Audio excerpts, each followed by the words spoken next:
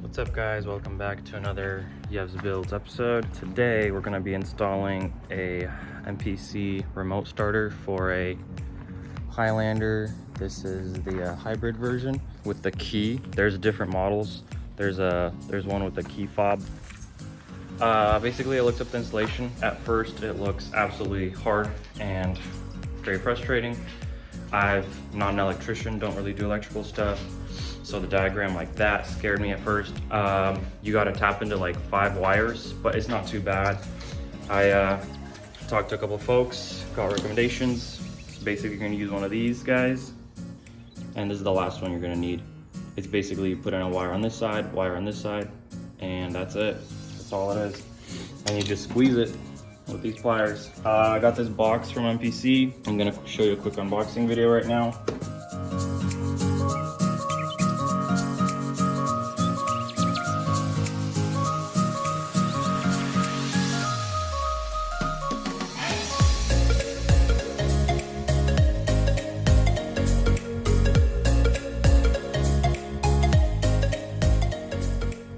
Alright, so for this video, you're gonna have to access under the steering wheel area.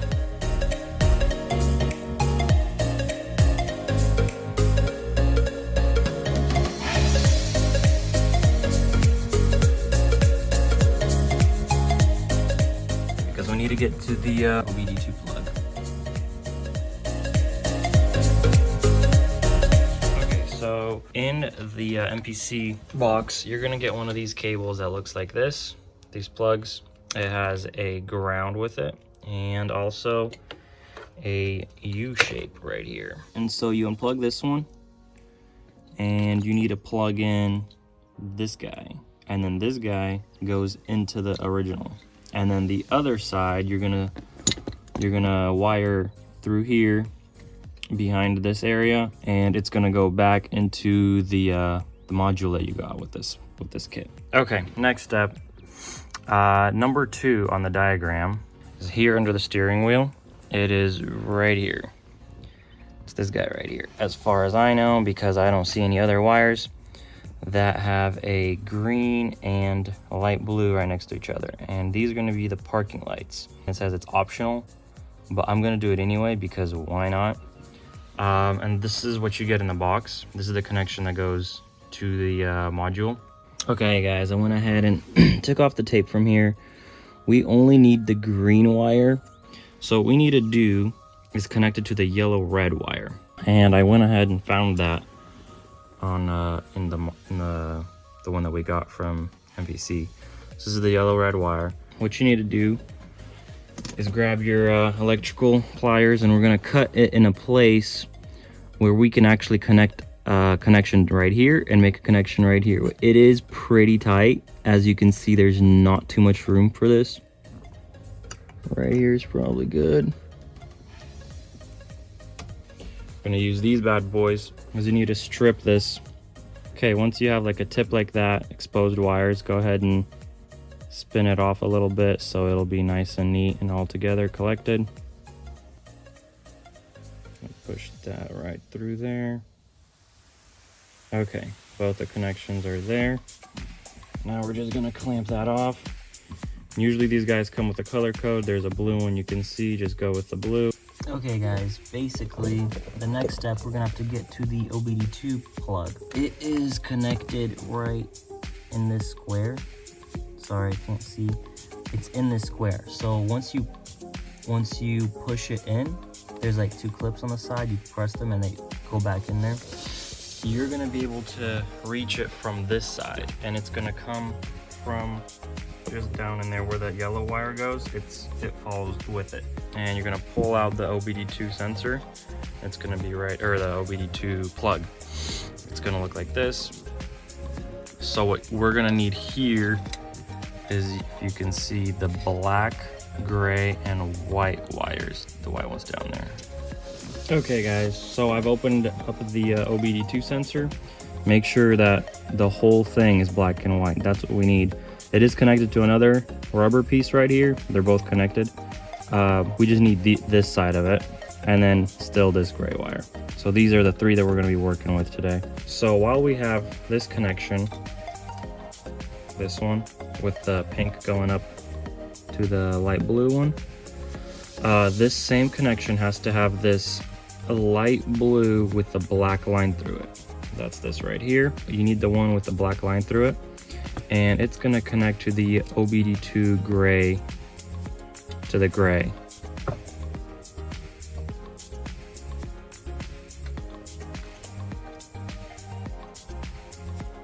Make sure that's nice and tight in there, and we're good with that one. Okay, so this is one of our last connections that we're gonna make. So the gray black connects to the white one, and then the other one is the gray one. It connects to the black one. This is can high, I believe. Next step is you're gonna get the harness that it came with. If you have an automatic transmission, which I do, you're gonna cut the yellow loop here, or it already was cut. And there's a programming button right up here. Okay, what you wanna do is you wanna hold this, plug this bad boy in. Oops. When it reaches red, blue together, you let go. So I let go, now it's in this position. Now you wanna plug all the rest of the wiring in.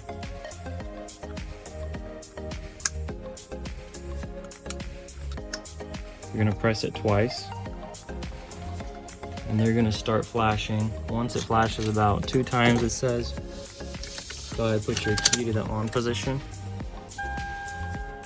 and the blue should start flashing rapidly.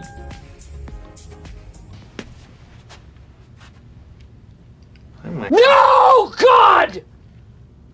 No, God, please, no! No!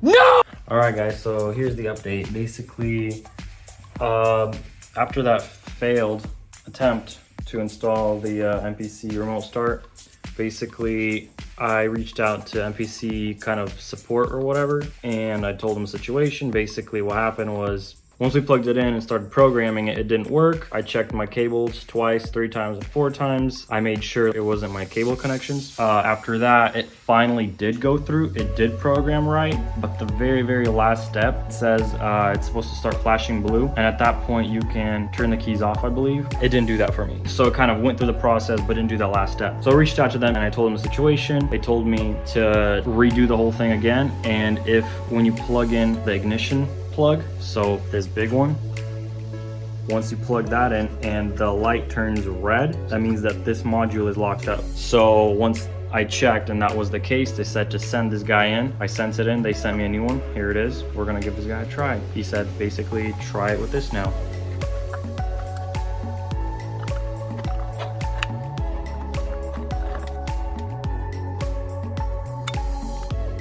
Okay, this is what happens.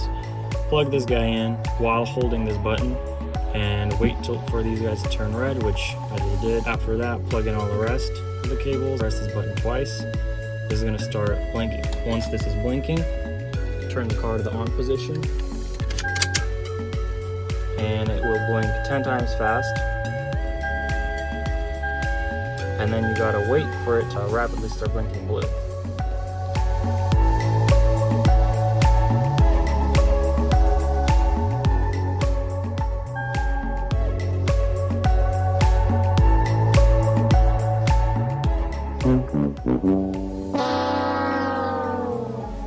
Alright, still nothing. Let's try one more time. I double checked one more wire.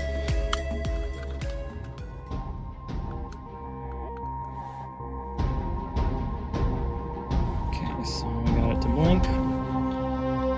Turn the car to on position.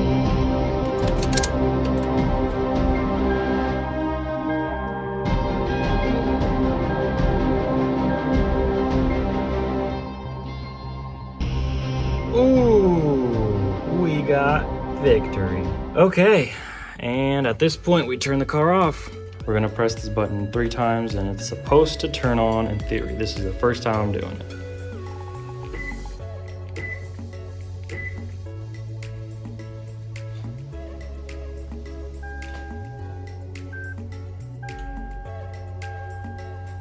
It says ready.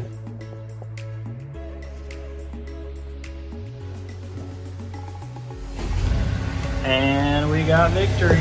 So now that the car works, I will explain the issue that I had. It was, of course, in a connection. So see the OBD2? There's a couple of wires that come in here. There's a gray one, data cable. We got the black and white. I did solder these two, the gray one, because this is the data connection. It's very important. I made sure it's a very good connection. The black one was a very good connection as well. This was my issue, the white one. I was doing the test on the that thing. I plugged it into this side. Basically, I put in one pin here and I put the other pin into this wire, and it came out that there is a connection. What I didn't do is I didn't check for the connection to go towards the car. That side, it was hooked on with this. This is the connector that they gave me. It is not good. Here's why. That little space that the wire goes through, it doesn't completely puncture the wire. It's too big. So this was my entire problem. And that's what caused this guy to lock up earlier. And that's why they sent me a new one. They're a great company for sending me a new one. I think on the receipt it was like 145 bucks I would have had to pay, but they replaced it for free. So once I figured out that it could be this guy, I was like, all right, I'm just gonna redo this. And the way I did it was took both the white ones and I put it into one of these red connectors, and then the other side just with the regular connector. And I squeezed it pretty good. Once I plugged it in, popped this bad boy back in, and everything worked flawlessly. That's it for this video. Obviously it looks a lot simpler on video. It took me like too long to do this. So I just wanted to tell you guys, there's a lot coming on this channel.